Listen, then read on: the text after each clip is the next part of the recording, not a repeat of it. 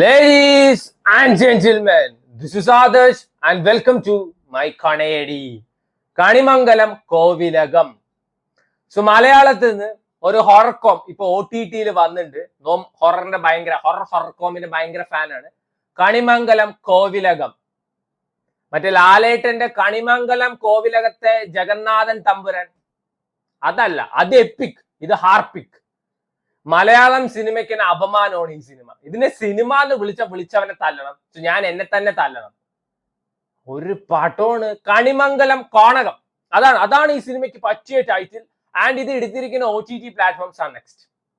വളരെ നല്ലതല്ലേ? ആ OTT പ്ലാറ്റ്ഫോം ഏതൊക്കെ പടം എടുത്തോ വേണമെങ്കിൽ നോക്കിക്കോ, ഒക്കെ അപരാധങ്ങളായിരിക്കും.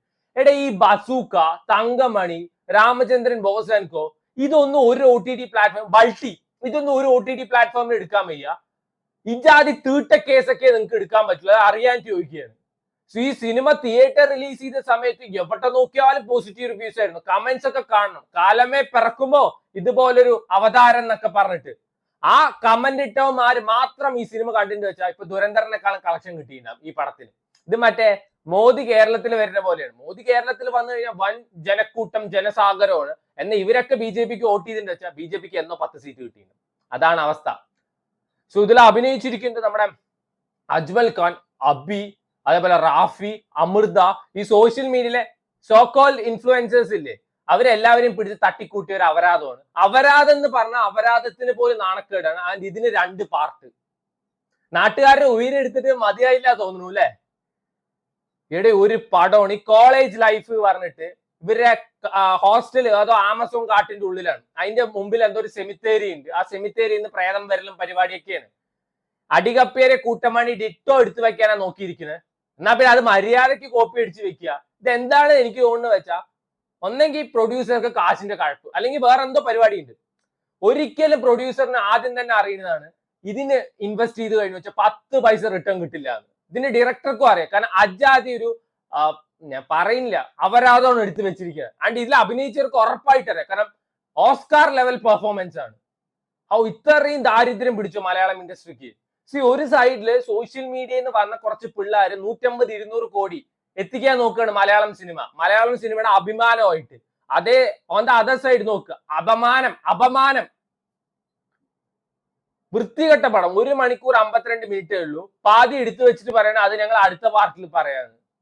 അയ്യോ, അടുത്ത പാർട്ട് ഒന്നെങ്കിൽ ഒരു സിനിമ കംപ്ലീറ്റ് ആയിട്ട് എഴുതി നിർത്തുക, അല്ലെങ്കിൽ എടുക്കാതിരിക്കുക. മതി പാർട്ട് 1, പാർട്ട് 2. ഈ കണ്ട തീട്ട കേസിന് വരെ ഇന്നത്തെ കാലത്ത് പാർട്ട് 2 ആണ്. അജ്മൽ ഖാൻ മോഹൻലാലിനെ വിരമിപ്പിക്കോ? ഒരു അഭിനയമാണ് എന്റെ പൊന്നോ. ഇന്നത്തെ കാലത്ത് LKG പിള്ളേരെ സിനിമയ്ക്ക് എടുത്ത ഇതിലും നല്ല എക്സ്പ്രഷൻ ഇടും. അപ്പി റാഫി. സോ ആദ്യത്തെ ഒരു 5 മിനിറ്റ് ഇവരുടെ പെർഫോമൻസ് കണ്ടു കഴിഞ്ഞാൽ തന്നെ കുറച്ച് ബോധമുള്ളവന്മാര് ഓഫ് ചെയ്ത് പോകും. ഞാൻ ഓഫ് ചെയ്ത് പോയില്ല, കാരണം ഞാൻ വിചാരിച്ചു ഇത്രയും പോസിറ്റീവ് റിവ്യൂസ് വന്നല്ലേ എന്തെങ്കിലും ഉണ്ടാവുമെന്ന്. തീട്ടപ്പടം. I know that I am getting a little bit disrespectful. അങ്ങനെയൊക്കെ പ്രതീക്ഷിക്കാൻ പാടുള്ളൂ. ഞാൻ എന്റെ സമയവും കളഞ്ഞ് എന്റെ പൈസയും മുടക്കിയിട്ടാണ് ഞാൻ ഈ പരട്ട അപരാധമൊക്കെ ഇരുന്ന് കാണുന്നത്. ഇപ്പൊ എന്റെ സമയം പോവാണ്, എന്റെ പൈസയും പോവാണ്. പ്രൊഡ്യൂസർക്ക് ഇല്ലാത്ത വേദനയൊന്നും നാട്ടുകാർക്ക് വേണ്ട. സിനിമ അപമാനിക്കാൻ നടക്കണു, മലയാള സിനിമയ്ക്ക് ദോഷം ഉണ്ടാക്കണു. ഇജാതി പട്ടിക്കാട്ടം എടുത്തു വെക്കുമ്പോൾ ആർക്കും ഒരു പ്രശ്നവുമില്ല. മലയാള സിനിമയെ സംരക്ഷിക്കാൻ വന്നിരിക്കുന്നു കുറെ എണ്ണം. ഒരു വൃത്തികെട്ട പടം. എന്തെങ്കിലും ഒരു പോസിറ്റീവ് ആണ് ഒരു സിനിമയിൽ. ഒരെണ്ണം പോലും. ഏതൊക്കെ സോഷ്യൽ മീഡിയയിലുള്ള കണ്ട അണ്ടനെ അടകോടനെ ഒക്കെ പിടിച്ച് കയറ്റി അഭിനയിപ്പിച്ചിട്ടുണ്ട്. എനിക്ക് തോന്നുന്നു അവരെ നിങ്ങളുടെ കാശ് വാങ്ങിച്ചിട്ട് അഭിനയിപ്പിച്ചാണ് തോന്നുന്നു. കഥയില്ല, ഒരു ഉണ്ടയില്ല. കുറെ വെള്ളാടിയുണ്ട്. കണിമംഗലം കോവിലകം പറഞ്ഞിട്ട് എന്തൊരു ബാറ് കാണിക്കുന്നുണ്ട്, ഹോസ്റ്റലിന്റെ ഉള്ളില് ഒരു റൂം കാണിക്കുന്നുണ്ട്. പ്രേതം, അയ്യോ, ഇതിലത്തെ പ്രേതത്തിനെ എടുത്തു പറയണം. മനുന്ന് മാറ്റിയിട്ട് അനുന്നാക്കാൻ വേണ്ടി ഒരു M വെട്ടാൻ പ്രേതത്തിന് 1 മണിക്കൂർ 52 മിനിറ്റ് എടുത്തു. ആൻഡ് സകലകല വല്ലഭിയാണ് ഈ സിനിമയത്തെ പ്രേതം.